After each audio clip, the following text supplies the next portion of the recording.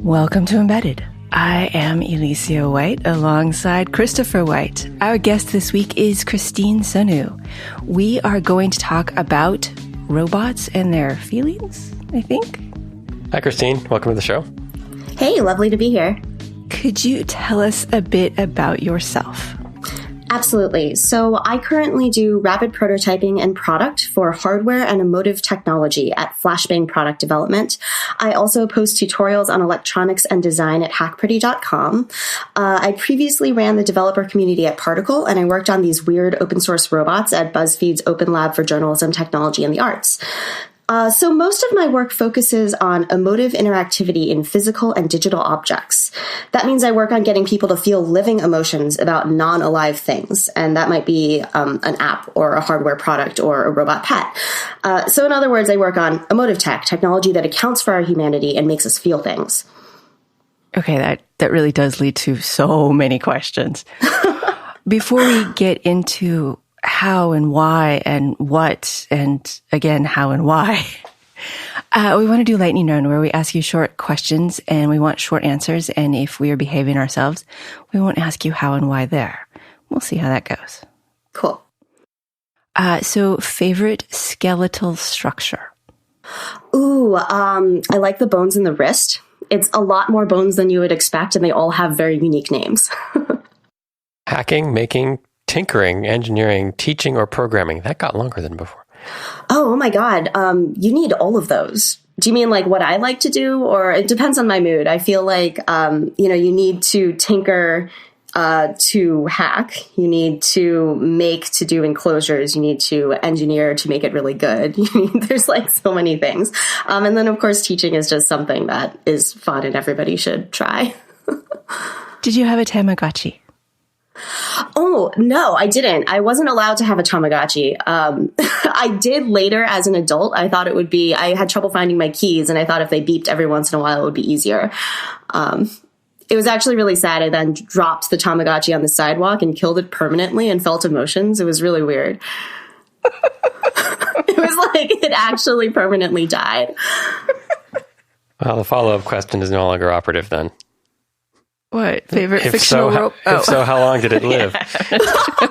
Okay, so that Tamagotchi lived continuously for, I think I probably had it on that keychain for like at least 4 months. I'm like a little clumsy. I drop my keys quite frequently. But yeah, I think it lived a pretty good amount of time. I mean, it's not really a good excuse because I'm an adult. So, technically, if I was putting my mind to it, I should be able to sustain the robotic creature, continuously, but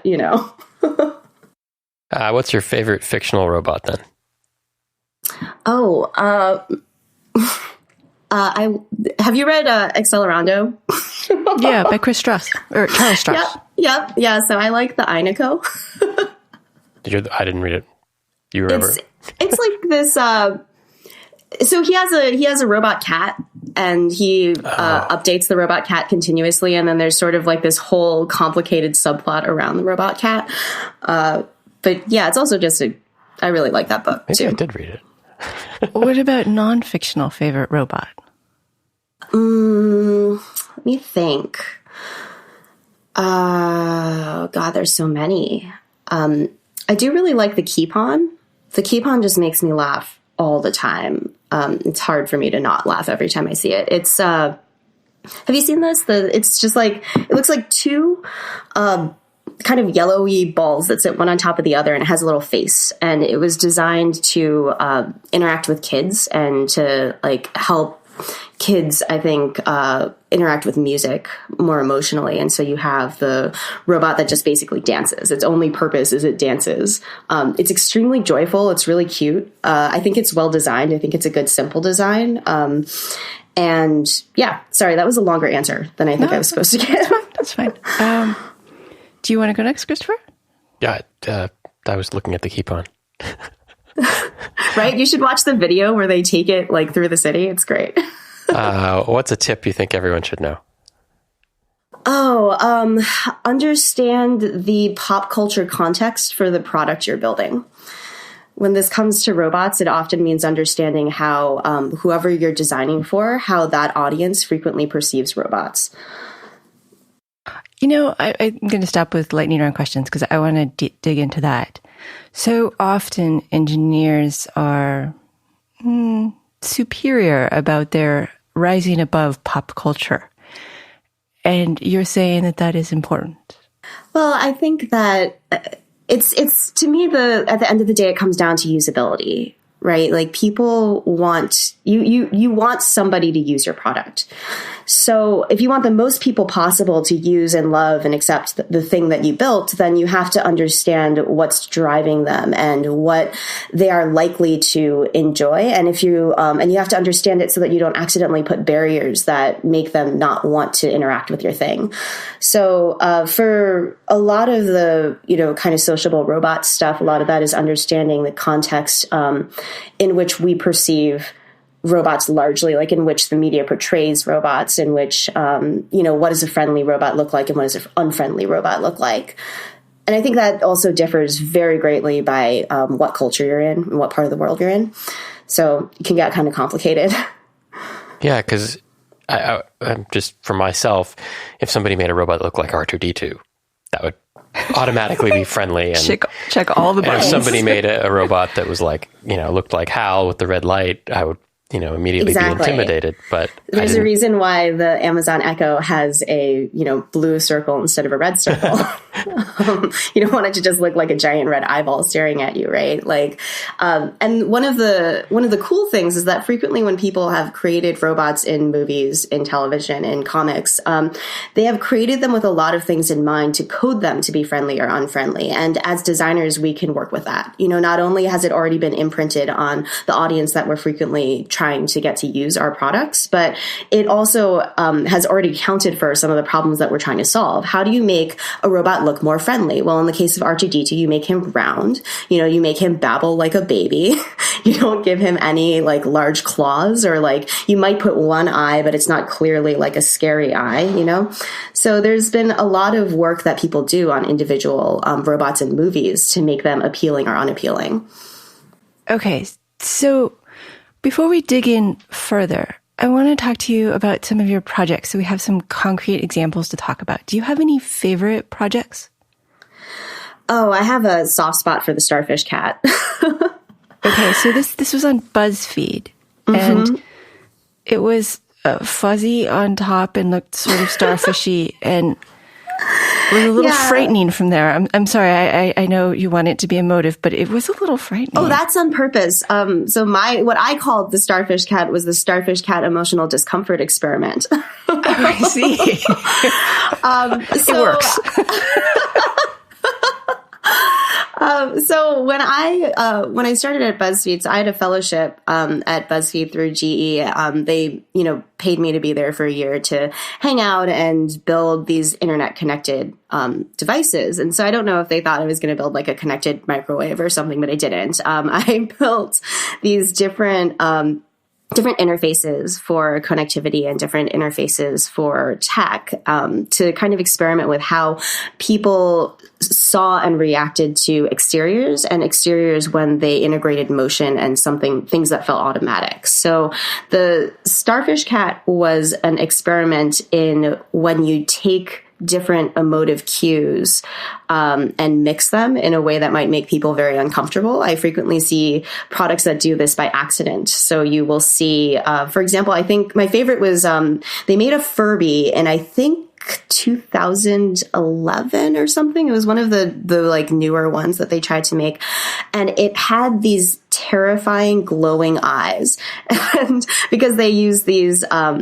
I think OLED screens for the eyes. And it makes sense from a parts perspective. They wanted the eyes to animate, but I mean, it had the effect of when you turn the lights out, you just have this thing staring at you in the dark with these terrifying glowing eyes, which mixes cues with like this thing that is otherwise quite cute and fuzzy. So I wanted to kind of examine what happens when you push that further, and also kind of have this example of like, look, this is what happens when you mix cues. This is the way you feel. Like that's also the way you feel when you run into these other things. So I ended up making the starfish cat. The idea was to have the top be this adorable, fluffy, sweet-looking kitty shape. So it has like this head and these like cute little ears that are through, I think, soft PLA. So they're sort of flexy and you can touch them. And he has like closed eyes, looks very serene. When you walk by it, it starts to meow pitifully and need these little claws. It's strange because then when you pick it up, you realize that it doesn't just have 2 claws in the front. It has 5 claws. They go all the way around, 5 points on this terrifying, weird starfish bottom that's rubbery. There are 5 IR thermometers on the bottom of it that seek heat. So when it's closer to heat, it needs the 2 little claws that are the closest to the warmest spot. If you actually pick it up and hold it to yourself, which people do, it will like knead in the direction of your body heat, which means that it's trying to basically get to like the warmest spot, which frequently is bare skin. When it senses that most of the sensors are on bare skin, it starts to suckle you with a weird pneumatic motor that I got from China. So it's like maxing out on a lot of like the weirdness and discomfort and ambiguous signals. So the ambiguous signal of a thing that has its mouth on you. You know, people think it's really cute when a dog licks them, but they think it's really terrifying if, I don't know, a lion that looks hungry and is salivating licks them. So it's, you know, very mixing cues. How is this the second show where we talk about robots licking you? Do you know Sarah Petkus or wherever? Because you guys would be good friends. Oh, I don't. I would love to talk to that person. She's making robots that can taste people. Yeah. That sounds cool. That's a really hard problem, actually. Like I talk about this. I was watching a documentary about dogs last night. And I was, I could go on about, you know, the comparison between dogs and dog robots for a long time. But, you know, there's a lot of things that dogs have, like sensors that dogs have that are just so difficult to build into a dog robot, you know, like the olfactory abilities that they have are just so far beyond what we would normally be able to do. And then on top of that, you know, there's the opposite thing that also happens where we build things into robots that the dogs don't actually have. So apparently dogs are really bad with spatial memory. If you like put them in, you know, an 8-arm radial maze, they can't figure it out. There's like weird stuff like that where I'm like, okay, so it sounds like, you know, some of the things that we build into robot dogs are overkill, which is something that it's an opinion I already hold. But, you know, it's overkill even if you compared it to like a real dog. Okay, moving on from incredibly creepy starfish cat. I think it's cute. Yeah. See, that's the point. The comments on that BuzzFeed article were my favorite thing that have ever happened. It was a mix of people being like, oh, it's cute. Can I adopt it? And then people being like, this is the creepiest thing I've ever seen. And a couple people saying, is this real? It's like the cilantro of robots. Yes. Okay, tell me about furworm. Oh, the furworm. People keep asking me if I named the furworm, and I don't think I ever did. So I was going to do this talk that was about the minimums that you need for the perception of life. So how do you make somebody think that something's alive while doing as little work as possible? You know, it doesn't. So, what's the minimum alive? Yeah, so well, that's like a heartbeat. I remember working on toys, and we would talk about putting heartbeats into the infant toys because babies really like a constant thump thump thump. Sure, absolutely, and I think for really, you know, young kids that don't have like babies, that probably works super well. One of the things that the thesis of this talk was really that, like, if you make it appear that it needs stuff, people will automatically fill in the blanks and say that's probably alive. Because a robot doesn't need things, but a living thing does. So if you give it enough consistency in its reactions to certain stimulus, but also vary it with enough randomness that some of its actions feel emotionally random, then you actually end up with an interface through very little work, very little code, where people just go, oh my God, that must be alive. So I built the furworm as an example of that. It was just it's 3 servos, really simple. And when you squish it, it squirms. That's it. If you squish it for longer, it squirms harder. The degree of its squirming gets more, but it's not consistently more. It's using like random purlin noise to vary the reaction. So it ended up being realistic enough that as I was building it, it made me kind of cringy. Like I would squeeze it and then I would start to feel bad. And so I built this for the talk. I I held it on stage the whole time. At intermission, before I did the talk, I walked around and I showed people the worm. And I started to feel really bad because they were saying things like, "Oh my God, it reminds me of my dog. Like it's really cute." And I didn't think it would elicit that strong of a reaction because at the end of the talk, the plan, which I did do, was to break the worm in half. Oh. To show that you really actually were bonded to this thing that I just explained to you exactly how it works, but it doesn't matter because your instinct as a human for empathy is so much stronger than your logical mind. So, I broke it in half on stage, and it's funny because in the talk, there's this applause at the end that I don't remember. I remember walking off the stage to stunned silence. There was a woman who came up to me afterward who introduced herself to me and said, I'm a cognitive scientist and I knew everything that you were doing, and I still cried when you broke the worm in half. So this technology is really powerful. I mean, you're talking about, a couple of lines of code that are quite simple, essentially, but which give people such a deep reaction and such a deep instinct that the thing you're holding might be alive, and that it has to do with, being human. I totally understand this because you put googly eyes on something and suddenly it is friendly. Mm-hmm. And even just talking about this robot, which I knew was a robot, you said you broke it in half, and I'm ready to cry.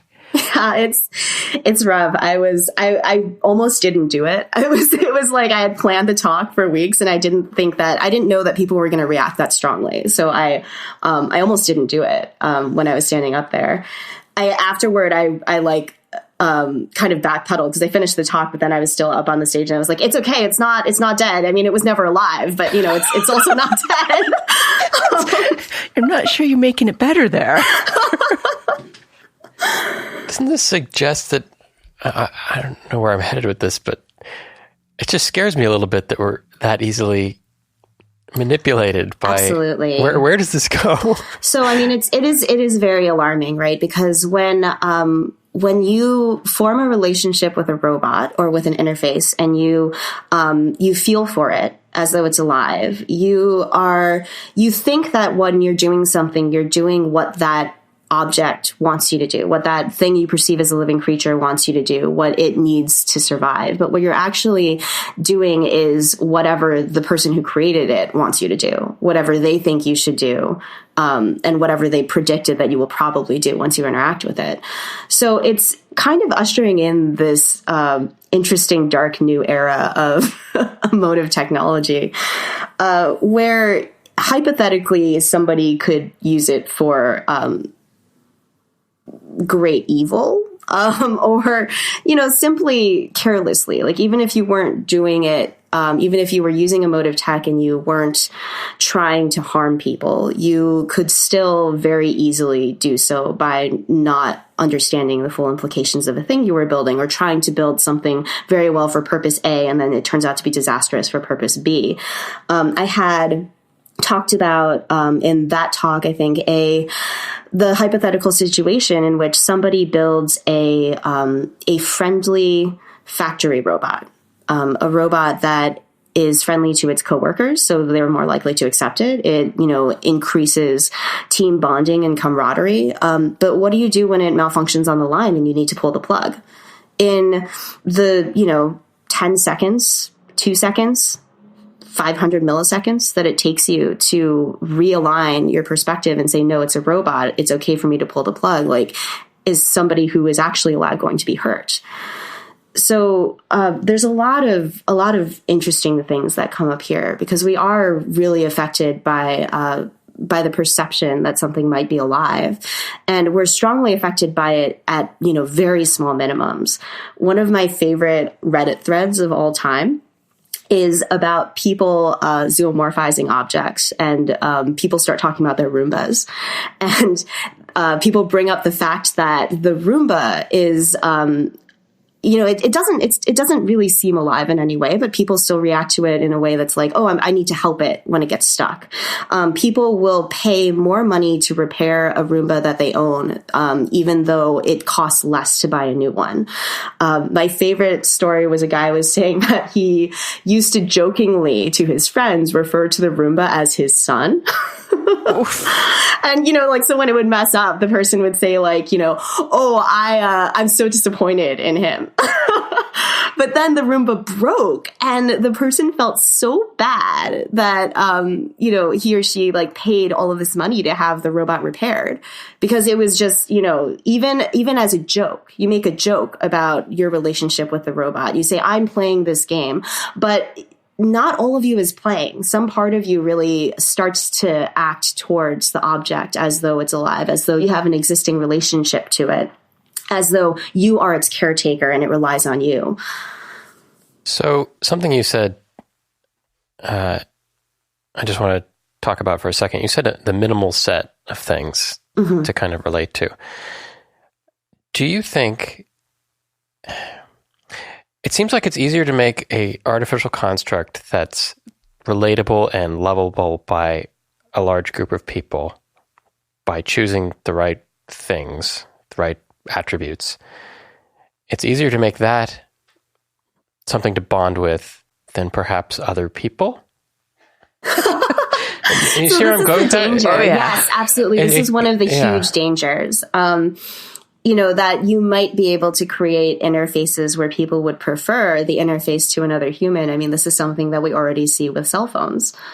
I guess cell phone is kind of like the, older millennial term for it. This is what we already see with phones. It's something where if you get enough stimulus from, people have started talking about this more, that this amount of stimulus you get from your phone and that the predictability of conversation is not only more interesting to a lot of people at some kind of weird basic level than another person, but it also changes the way that you do interactions in person with real humans. So yeah, I mean, we build our tools and our tools shape us. This is a real strange thing that's happening now. Now that we have the ability to really create interfaces that are more powerful, more emotionally powerful, and wherein we might be able to automate one side of the conversation. And yet we're going to have to remember that you can't, if you have to choose between the cute fuzzy robot and the guy you don't like, one of them is alive and the other isn't. Absolutely. It's a very strange field. This is also one of the reasons why I'm a large advocate for interfaces that, for emotive tech. I think that it is better for people were we to build more interfaces that, rather than connecting us to an automated space, it connected us to ourselves or each other. So, the reaction of the object, you're not grounding the object in, it is a robot in of itself. You're grounding the object as it's reacting to my actions. It's something that, I work with and that I work on. It's, this is something that has to do with, that's very clearly having to do with me, versus, it's reacting fully on its own and it's an automated secondary being. So one example, a very simplified example of this, because I realize that starts to sound very confusing, is the robotic fridge cat that I built when I was doing everyday bots on The Verge. So it's this fridge magnet with eyebrows, and when it's for people who frequently are home or work from home, and if at the times when you want to eat, it makes a hungry, sad face, its eyebrows go up into sad position. And then at the times that you don't really want to be eating, because frequently people say I'm snacking too much or like I don't want to, it makes this more angry face. So the more times that you open the fridge, the angrier the face gets. Now, it's and this is a really simplified interface, right? But it just gets you more. It's this more glanceable and emotionally understandable thing. And what you've done basically is you've doubled your conscience, right? You've created created an external version of you that reacts consistently to a stimulus that you were already like, I don't want to do that as much. Because this robot is a reflection of you, and you know that, I would argue that it's easier for you to distance yourself from it having its own personhood. Some of these ideas are still going to be quite difficult in that, every time you play the game of it's an external being, like it more and more becomes that. But so that sort of thing, we can build these interfaces that help us, that connect us to ourselves and our goals. And that can be potentially extremely useful, Yeah, but this is, the fridge cat was pretty simple. It was a couple motors to control the eyebrows and a door fridge open sensor and then a little controller. It wasn't super complicated tech. Right. It was not a intentionally emotionally psychoactive interface. It was it was the simplest thing possible so that you could build it if you wanted to, and you could, start using some of the emotive tech principles to help you in your goals. I think there's a really good chance that you will increasingly see people building sort of differently contexted and more aggressive emotional technology. And that's going to be a really interesting world. And it's different than gamification. Gamification is more when you create an environment that makes people do things to win.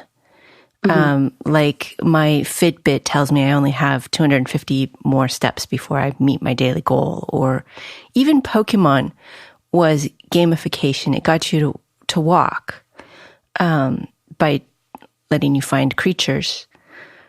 But emotive tech is more taking your Tamagotchi for a walk or taking your Fitbit for a walk. It doesn't have to be one or the other, but they are different, right? Yes. I think that it's a similar category, and in some ways you can track the way in which we increasingly perceive gamification as a crazy powerful tool that can be good for people or bad for people. I think that's probably what you'll see with emotive tech as well. Because, sometimes gamification helps people accomplish their goals. It helps them, do self-improvement. Sometimes it causes you to spend way too much money in, a game with in-app purchases. So you're likely to see a very similar line, I think, for emotive technology. But instead of our desire to win, it will be manipulating our other emotions. Yes. And one of the things that's a big danger, one of the things that's potentially dangerous about this too is that, with gamification, we can look at an interface and say, oh, I know what trick you're using. You're using this gamification trick, like you're using a points trick, right? Like, you're trying to get me riled up through like feeling like this is a game. So I'm not going to play your game. We can do that. You can opt out in some ways. And some people will have more trouble opting out than others, but, I think most people would say like, okay, I can like reasonably opt out of that, versus it's much harder to opt out of an actual emotion that you're feeling. It's harder to opt out of the natural instinct for human empathy. And like, what does it mean if we were able to opt out of that? Like, what does that even mean? Like I built a robot where it struggles and then dies and you feel something about it. Like if somebody were using this as a tool to manipulate you, how easy is it to opt out of that? You'd basically be saying like, well, when I see something struggle and die, I'm just not going to feel anything about it. And I don't know that we want to really go to that place. Maybe you've made a sociopath detector in that case. Yeah, it's like, it's hard. Again, we shape our tools and our tools shape us. If we start using this really frequently and if we use it carelessly, then you force people to build an immunity. And there's a lot of questions about how that guides society. And this is some of the things that I think about. But, it's not technically new either. Like basically you've been dealing with this sort of thing ever since we were able to build these automated interfaces. There's a lot of really beautiful research that's been done by Sherry Turkle about this.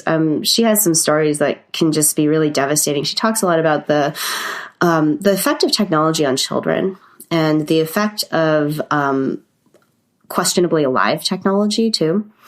So, you give a kid a robot and up to a certain age, they're deliberating about like whether or not it's alive, and the justifications for whether or not it's alive change. So, a really young kid might say like it's alive because it has eyes.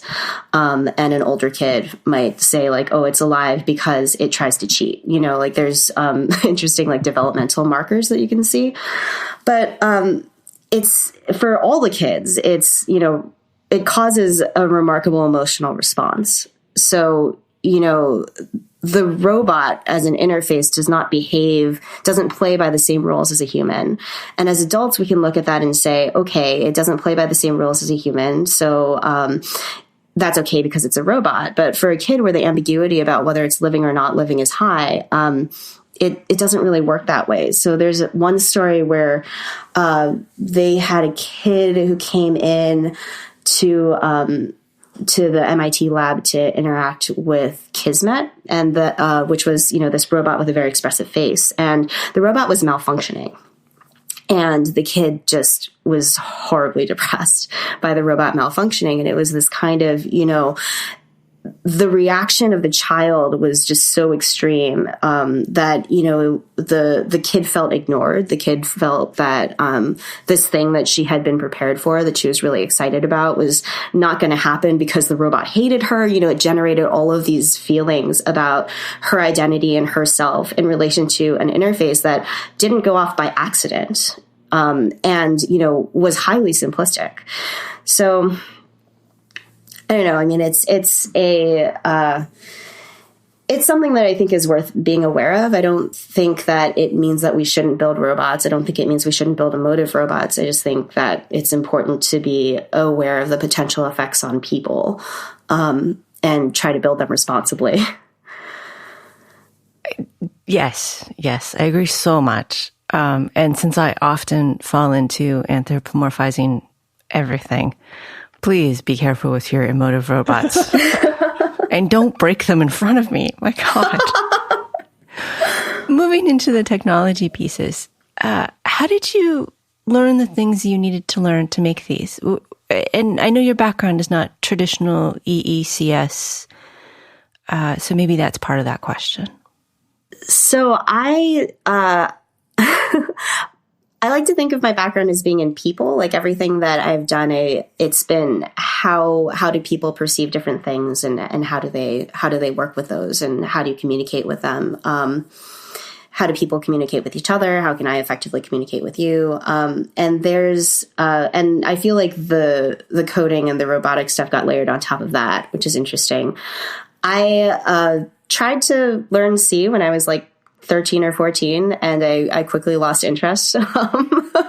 I think because there wasn't enough example-based things. I didn't have any ideas of things that I could build. My dad said, why don't you build an algorithm that, when I put in a number, this is really funny. He said like, oh, I want to be able to put in a number, and then, I want it to ask me a couple questions and then be able to mathematically figure out and guess what number it was. So he, I said, okay. And I, an hour later or something, came back to him and he put in the number and it asked 3 questions, then said like, your number was 5. And he's like, wow, that's incredible. And of course I was just passing the input back to the output and asking 3 random questions. But, and so I rapidly lost interest because I'm like, well, it seems like there's a lot of shortcuts you can do and I'm not sure what I'm supposed to do with this.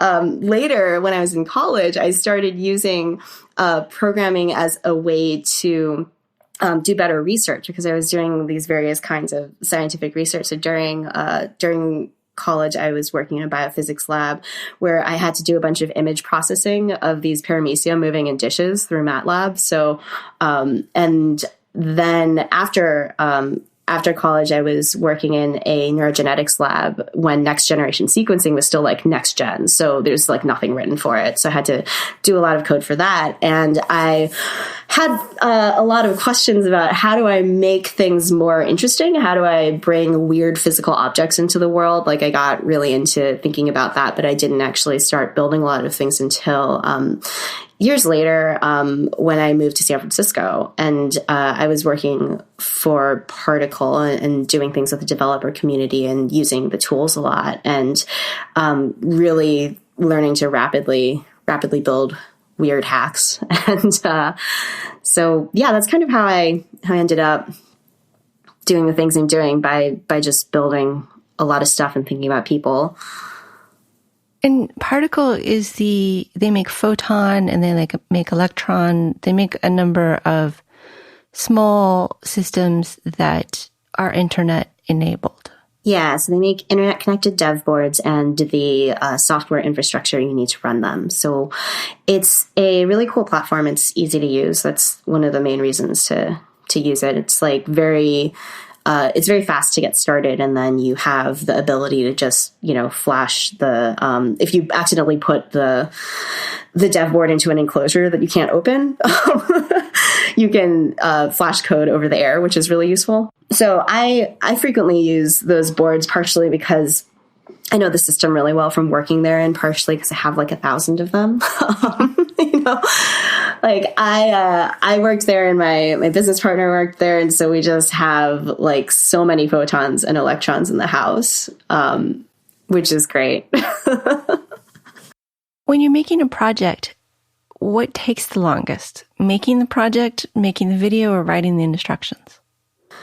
Depends on the project. I think that the Fridge Cat video took longer than actually conceiving of and making it because it was so simple and straightforward. But the coffee maker, when we did the automatic coffee maker, tweaking that 3D print just took forever and it's still not perfect. So, in that case, the build took a lot longer than the video. Yeah, I think it just really depends. And why do you write the instructions for them? I mean, it's fun to make these things. Why do you make them open source? Why do you let other people build them? Right. That's a good question. When I was trying to learn all this stuff, and I mean, I'm still learning so much of it, so much of what I do has been assisted and helped by people putting clear instructions online. I would not be able to make the things that I make if people hadn't documented their work, because a lot of what I do, I don't have formal training. A lot of what I do is I ask one of my friends who does have formal training what I should Google. Then I find a bunch of examples and I cobble together what I need. And I actually learn a lot while I do that. So I want to be able to do that for other people. I mean, not to mention that documenting your work is just a really good way to go over what you did and have a record of it for yourself and, be able to build it again later when you inevitably forget how and why you did that. What advice do you have for people who have an idea like this and are daunted by the amount of work that it might take? Somebody who wants to build a RFID tag for their pet door or something like that. What advice do you have to keep them motivated and going? Well, one is that you never know until you start. It might be a lot easier than you're thinking, or you might find a shortcut that makes it 1,000 times easier. And the other is there are people everywhere building things a lot. And so another person, don't be afraid to ask for help. Another person might be able to offer you a shortcut. Don't be daunted by the amount of stuff. And, if you hate it, I guess you can always stop. But chances are you're just going to really get into it. And it's really rewarding in the end. How do you decide what to work on next? Oh, gosh, I have to make these big lists. I'm definitely in the camp of having too many ideas. So I end up having to make these lists. And then I have these huge arguments with Richard Whitney where we're just like playing design chicken about different projects that we have. And, we just have these huge discussions about what is actually good to work on and what is interesting to work on, both from the perspective of,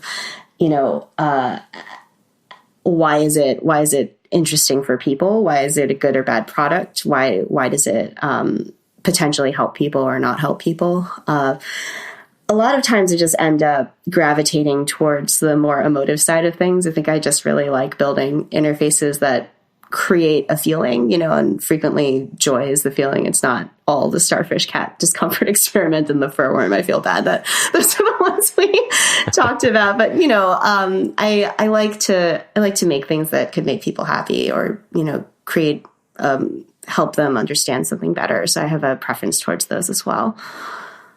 Do you view what you do more in line as engineering and consumer products, or more in line with performance art?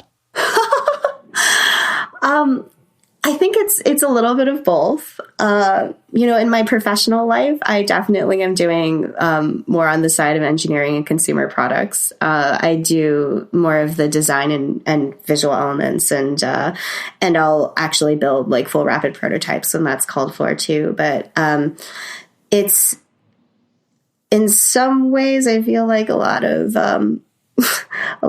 content and a lot of product is weird performance art. You're trying to create a system that reaches as many people as possible. And then of course, I do have like this kind of weird art side where I'm doing things that feel more performative. And they're mostly separate, but I feel like in different parts of my life, I do both. The emotive technology part seems very performance art style to me, because that's one of the things about art is it generates an emotion. And so... Absolutely. And it is when I make the exaggerated versions. The truth is that there's a ton of emotive tech that we encounter every day already, different interfaces that evoke emotions. And there's a lot of really subtle ways that you can insert those into products that people do frequently. And, again, also by accident, every time an interface moves, we already start to zoomorphize it. So it actually does overlap with some of my professional work, but I don't build exaggerated interfaces in my professional life. I just build, correctly calibrated ones. Where does Hack Pretty fit in? So Hack Pretty was something that I started doing because I really wanted, I missed making content that was more in the education space and more, meant to teach people about what they could do in terms of design and how to do it in terms of code and hacking. So that's just sort of a thing I do on the side. I like it a lot. It's recently, I feel like I haven't been as good about putting videos up. So it's just kind of become a repository for different thoughts I have. But yeah. Let me ask you a question about when you're making things for yourself, not for your job. You mentioned you have a pile of photons lying around. You do some 3D printing and servos. Do you feel like being constrained to what you've got available for tools is helpful? Or if somebody threw you $1 million and a completely stocked shop with assistants, would you have things that, now I can build this? Yes. Okay. So I would. I do actually also think that design with constraints is helpful. I will frequently, I know you said like not in your professional life, but I will frequently like ask people for all their constraints because I think it's more fun to design with constraints. And it's a cool challenge even in my regular hacking life. But there are certainly things where if I had an unlimited budget, I would be trying to build them. I'd be trying to get in contact with the best and most amazing people in various fields to try to ask a million questions and then also get them to help build things. One of the problems that I've come up with my robot is I need something that is like applied robotics, kind of like the computer vision. Now you can go into the depth and the math, or you can just use OpenCV and follow along on the examples. But robots still seem to need a lot of math with localization and kinematics and whatnot. How do you find what you need to know? I mean, examples online are one thing, but sometimes you have to go deeper. How do you find these things? Definitely. So, I ask a lot of questions to people in my local in-person community. I know some folks who, I mean, I consider myself very much an amateur in these fields. And I know some people who are far less amateur and some people who are highly professional. So I'll like frequently ask them questions, and I'll also ask them, how can I do it easier? Is this the wrong way to think about it? And I always ask, what should I Google? I think, I try to shortcut things a lot, because I try to make things that in my, not in my professional life, but in my, hacking things together life, I try to shortcut frequently because I want to, the effect that I'm looking for is often more powerful if it's done more simply. So that's not something that generally helps when people are trying to build like a capital R robot that does, particular tasks, but that's what I do. I say, what is the easiest way that I can get to that? Or is there any way that I can just encourage the human machine to do that instead? One of the early iterations of the Starfish Cat, I think we had talked about, because this was one of my design chicken things where, we're like, oh, but what if it this? Oh, what if it this? And I think one of the early iterations had locomotion in it. And then I was like, oh, I don't need to do locomotion. I just need to give it a motive enough movement that people feel like they have to move it to different spots. Well, yeah. And I mean, if it looks like a cat, people want to pick it up. Mm-hmm. And if it's doing the little kitty paws, then they think it's safe to pick up. So exactly. And if it rolls over on its back, and then the knives come out. Yeah. Oh, sorry. My actual cat just just jumped up and did a thing. Do you have any projects you're working on that you can tell us about? Oh, gosh. So let me think. I'm doing some various things with biomimicry. This was a little bit of an older project that I had right after I did the talk with the furworm. I wanted to make an updated furworm that wasn't intended to be broken, but still exhibited, these different minimums. And so I did a design for a robot, and I printed it out and put it together where it has like a very concrete skull. That's actually based off of like the skulls of like ferrets and those sort of shaped creatures, long, fuzzy, tube-shaped rats. And it, and so you end up with this critter that ends up having what feels more correctly aligned when we look at it as a face and as a living thing, because the skeleton underneath it is actually based off of biological structures. So that was something I was working on.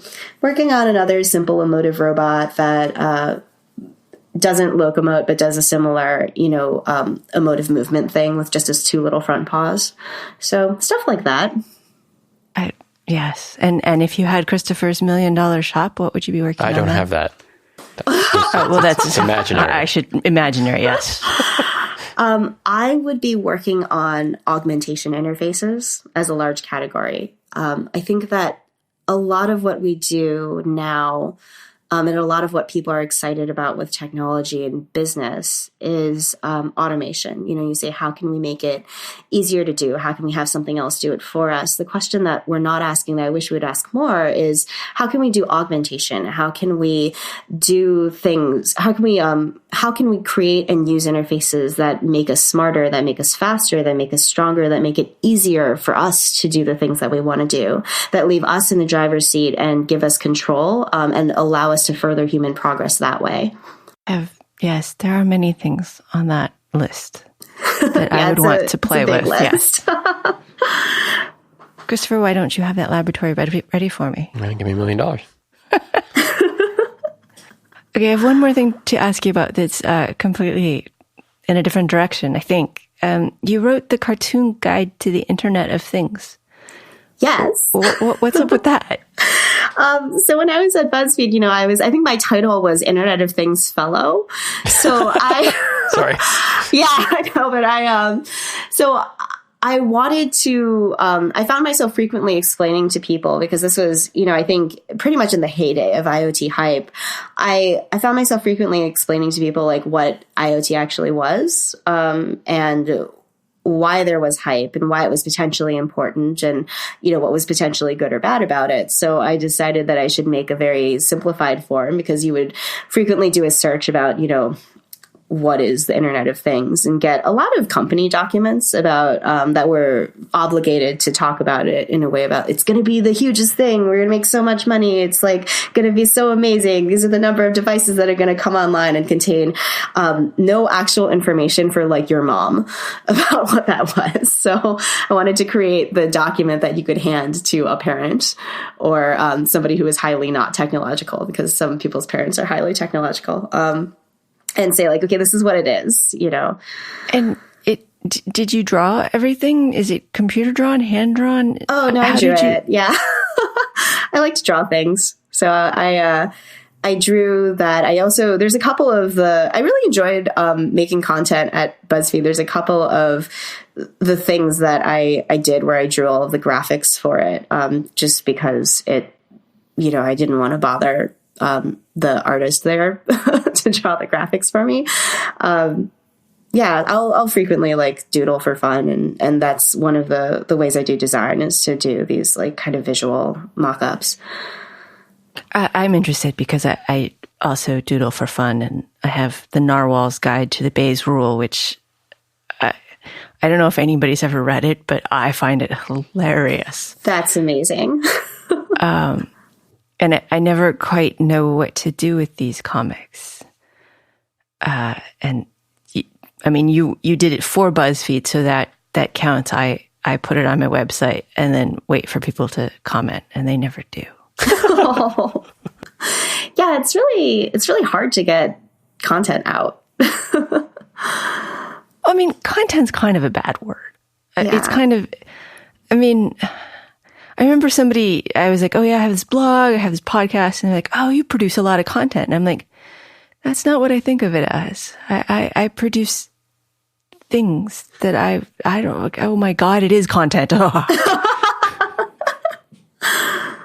All right, well, do you have any questions for us? Anything you're working on that you want embedded software engineers advice or anything?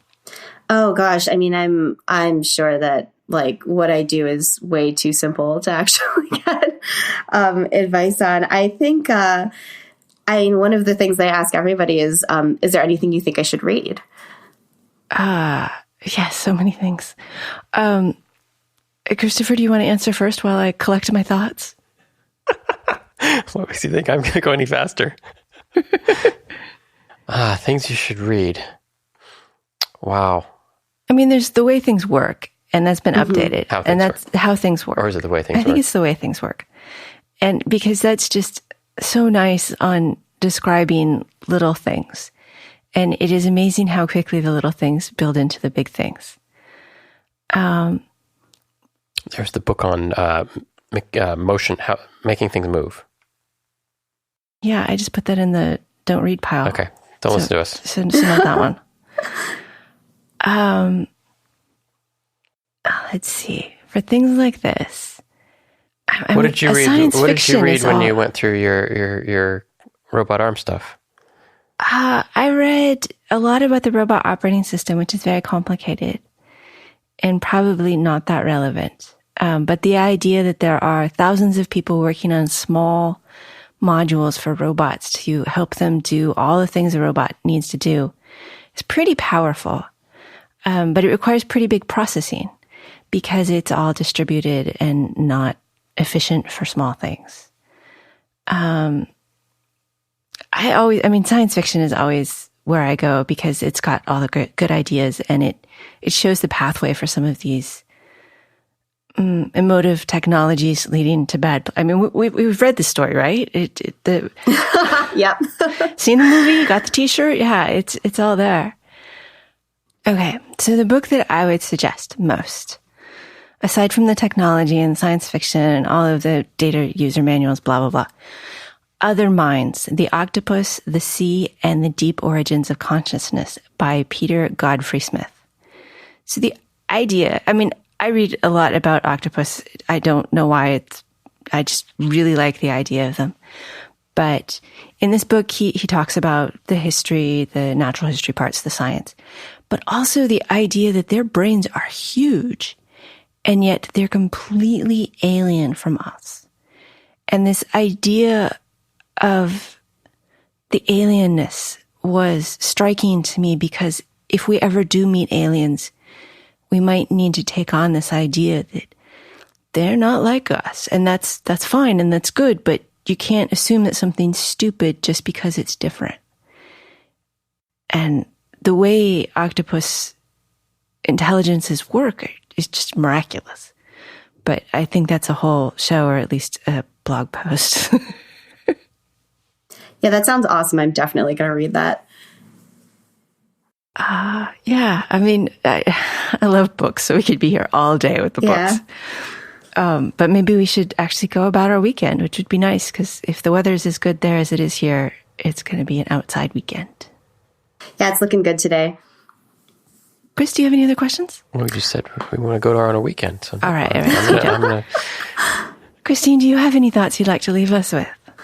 Oh, gosh. I guess one of the last ones that we talked about, which is, when you're building something, try to focus on augmentation over automation. It will be better for you and also the rest of the humans.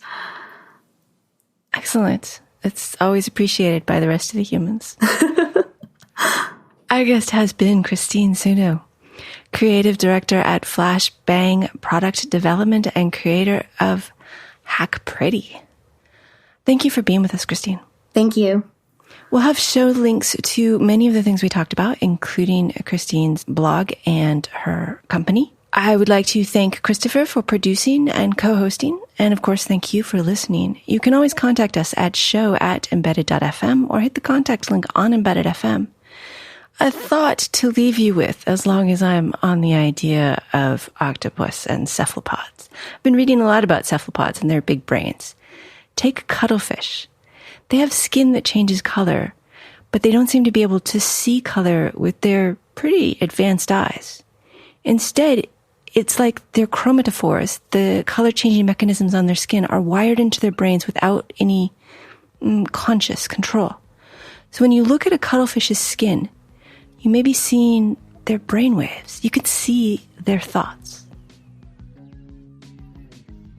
Embedded is an independently produced radio show that focuses on the many aspects of engineering. It is a production of Logical Elegance, an embedded software consulting company in California. If there are advertisements in the show, we did not put them there and do not receive money from them. At this time, our sponsors are Logical Elegance and listeners like you.